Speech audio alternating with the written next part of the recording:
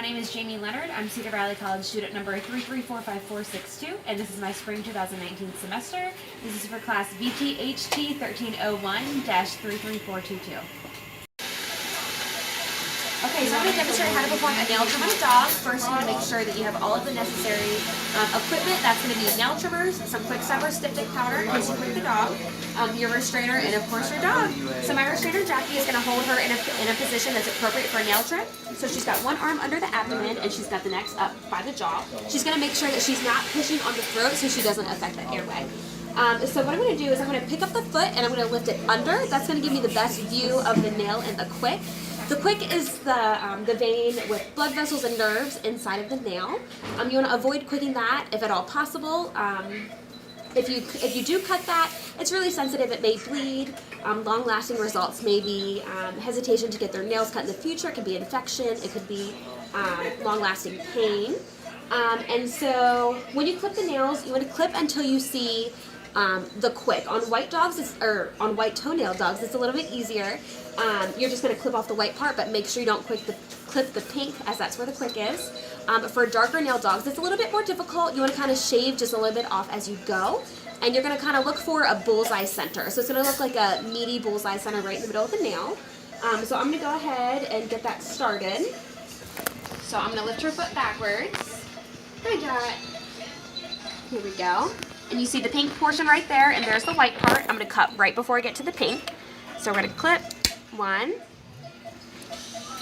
2, 3, 4, and she's got a dew claw up here. All right, well, let's try that one again.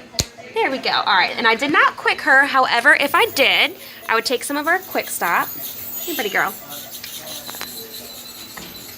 I'm just going to put a little bit on the tip of my finger, and I'm going to firmly press it on the end of the nail where it was quicked. I'm going to hold it there for just a couple seconds, wipe off any excess quick stop, and that's how you trim a nail on a dog.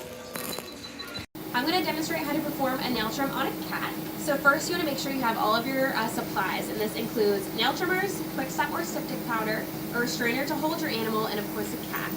So this is my restrainer, Lauren, and she's going to kind of scrub her and put her on her side, and then I'm going to lift her paw backwards, and that's going to give me the best view of her nail and her quick. So the quick is the vein inside of the nail, and if you were to cut that or quick the cat, that's going to make it bleed, and it's also going to be pretty sensitive. They have a nice little hook on their nail, and that's right where you want to cut. The clear nails are pretty easy because you just cut the white part or the clear part. You don't want to cut that pink part because that is the quick. If you did quick the cat, some long-lasting results could be lasting pain, it could be infection, it could be hesitation to get their nails trimmed in the future. So I'm just pushing on her paw pad, and that's exposing her retractable nails, and just clipping the nails right at that curve. And so if I didn't quick her, but if I were to quick her, I would take a little bit of quick stop. And what you do, it's super easy to apply. Sorry, that one was not open. And you're just going to take a little bit on the end of your finger, and you're going to push out the claw that you quicked, and you're just going to firmly apply it with your finger to the tip of the nail, and hold some pressure on there for just a second, and then clear away any extra powder, and that should clot the blood, and you should be good to go. So that's how you perform a nail trim on a cat. All right, baby girl.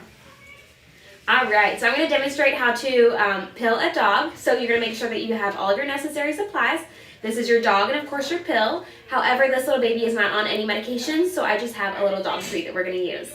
So first you're going to go ahead, you're going to put your non-dominant hand on the top of their mouth, and then you're going to use your dominant hand with your pill between your index finger and your thumb, and you're going to use your middle finger to pull down their jaw, push the pill back as far as you can, close the mouth, and massage the throat. That's going to encourage them to swallow, and once you see that swallow and you see the dog lick, you know that the pill has gone down the throat successfully, and they're not going to spit it back out. Okay, so I'm going to demonstrate how to pill a cat. First, you want to make sure that you have all of your necessary supplies. So this is your cat, and of course your pill. However, this little kitty is not on any medication right now, and so we're just going to pill him with a little bit of a cat treat. And so what you're going to do is you're going to hold the cat's head in front of their ears, and lift their head backwards with your non-dominant hand. Then with your dominant hand, you're going to have your pill and between your thumb and your pointer finger. You're going to open their jaw and put the pill back as far as you can. You're going to close his mouth, and massage his throat to encourage him to swallow. So I'm going to do that until you see that nice little swallow. And we'll watch him lick, and now that he licked, we know that he swallowed it and he can't spit it back out. And so that's how you pill a cat. Alright, I'm going to demonstrate how to collect a free catch urine sample on a dog. First, you're going to make sure that you have all your necessary supplies. This includes something to catch the urine with. Here at our hospital, we just use clean, empty vaccine trays. You also want to make sure that you have your pet on a leash. And so the reason you have on a leash is to keep them close to you. It's also going to ensure that you don't startle them when you come up to collect that sample. We're going to make sure that we collect our urine sample midstream, which means that we're going to let the dog urinate a little bit. And then about halfway through, we're going to slide the tray underneath to collect the rest of our sample. The reason that we do this is that way in case there's any sort of bacteria on the penis or the fur or the skin, hopefully that's going to wash it away and we'll get an uncontaminated sample. So now I'm going to go ahead and walk Cooper around and see if he'll urinate for us. Come on, buddy.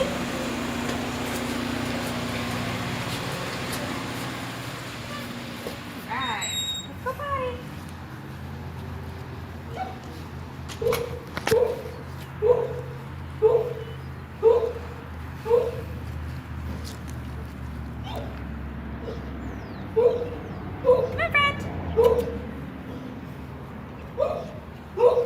He's urinating a little bit, and now I'm going to slide my tray under to collect the rest of the sample.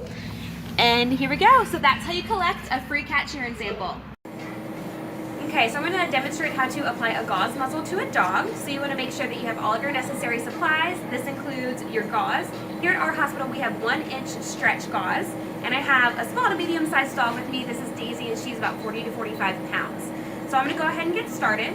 Our first step is going to be to make a loop with your gauze, and you're going to slide it over your dog's muzzle, pull it snug, you're going to crisscross underneath, and then you're going to pull it behind her head and tie it in a quick release bow. And she's able to lick a little bit, but she's not able to open her mouth wide enough to receive a treat, which means it's nice and snug, and that's how you apply a gauze muzzle to a dog.